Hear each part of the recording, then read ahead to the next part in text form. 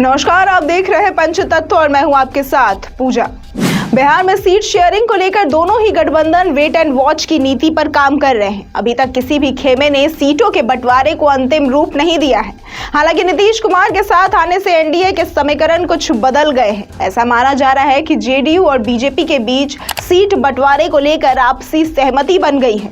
हालांकि चिराग पासवान ने मौन साध लिया है और बीजेपी को अपना तेवर दिखा रहे हैं, लेकिन इन सबके बीच जो खबर सामने आ रही है वो लोजपा आर के प्रमुख की परेशानी बढ़ा सकती है।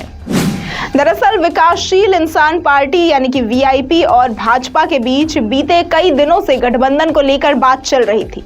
अब जो खबर सामने आ रही है उसके मुताबिक वीआईपी के एनडीए में शामिल होने पर सहमति बन गई है। वीआईपी के मुखिया मुकेश सहनी जल्द ही दिल्ली की यात्रा कर सकते हैं।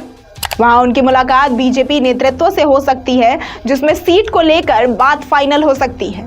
मीडिया रिपोर्ट्स के मुताबिक बीजेपी मुकेश सहनी को मुजफ्फरपुर सीट दे सकती है। 2019 के लोकसभा चुनाव में सन ऑफ मल्लाह की पार्टी महागठबंधन के साथ मिलकर 3 सीटों पर चुनाव लड़ी थी, लेकिन उन्हें तीनों पर ही हार का सामना करना पड़ा था। इनमें मुजफ्फरपुर सीट का भी नाम शामिल था।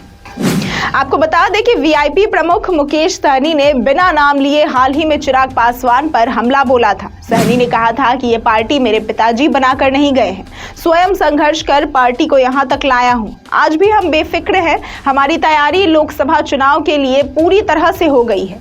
मुकेश सहनी ने साफ लहजे में कहा कि बिहार के राजनीतिक दलों को पता है कि वीआईपी अन्य पार्टियों का गेम बना भी सकती है और बिगाड़ भी सकती है। उन्होंने ये भी कहा कि हम अपना काम कर चुके हैं और मन भी बना लिए हैं।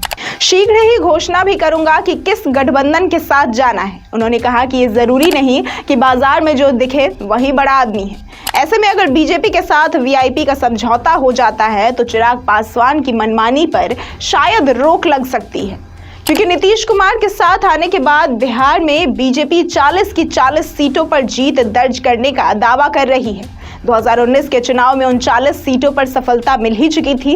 उस चुनाव में चिराग जेडीयू और बीजेपी के साथ थे। हालांकि अब उनकी पार्टी में भी टूट हो चुकी है। ऐसी ही तमाम खबरों और जानकारियों के लिए देखते रहे पंचतत्व।